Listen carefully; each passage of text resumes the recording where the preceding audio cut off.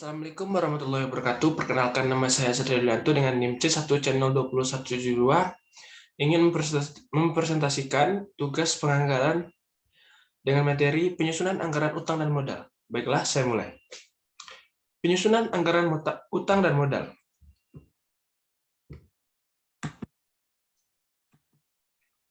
Pembahasan materi yang akan saya sampaikan yang pertama yaitu definisi penyusunan anggaran utang dan modal, kedua manfaat anggaran utang dan modal, tiga jenis-jenis utang, empat faktor-faktor yang mempengaruhi anggaran utang. Baiklah, saya masuk dengan yang pertama, definisi. Anggaran utang adalah anggaran untuk memperoleh dan membayar utang. Utang kebalikan dari piutang. Modal yang dimaksudkan dalam pembahasan pokok ini disebut juga dengan modal sendiri. Modal sendiri juga adalah selisih lebih harta atas utang. Penyusunan anggaran modal di sini berupa anggaran perubahan modal. Anggaran perubahan modal antara badan usaha yang satu dengan badan usaha yang lainnya berbeda. Selanjutnya, yaitu manfaat anggaran utang dan modal. Yang pertama, anggaran utang sangat berguna untuk kemajuan perusahaan bila utang tersebut dikelola dengan baik. Cara mengelola utang yang baik antara lain dengan cara membuat anggaran utang. Dengan anggaran utang dapat diketahui saat utang tersebut diterima dan saat utang dibayar.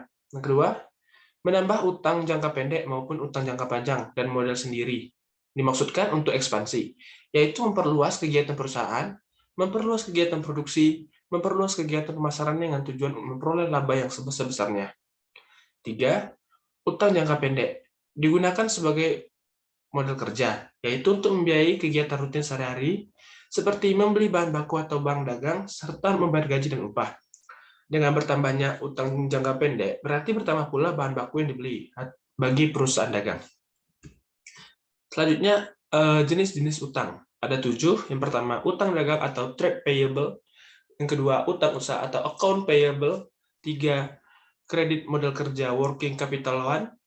4. Beban terutang atau accrual beban atau accrued expenses. 5. Wesel bayar atau notes payable. 6. Utang obligasi atau bonds debt. Yang terakhir itu kredit investasi atau investment loan. Materi selanjutnya itu faktor-faktor yang mempengaruhi anggaran utang. Yang pertama, ekspansi. Yang kedua itu struktur modal. Pertama itu ekspansi. Pada umumnya ekspansi hanya membutuhkan tambahan modal kerja karena perusahaan bekerja dengan kapasitas produksi yang sudah ada. Namun, apabila kemudian perusahaan harus menambah alat produksi tahan lama atau membangun pabrik baru, maka kebutuhan modal tetap. Yang kedua itu struktur modal. Dalam hubungannya dengan struktur keuangan dan struktur kekayaan, dikenal adanya pedoman atau aturan struktur keuangan yang konservatif, baik vertikal maupun horizontal. Baiklah, sekian materi dari saya. Saya tutup dengan Assalamualaikum warahmatullahi wabarakatuh. Terima kasih.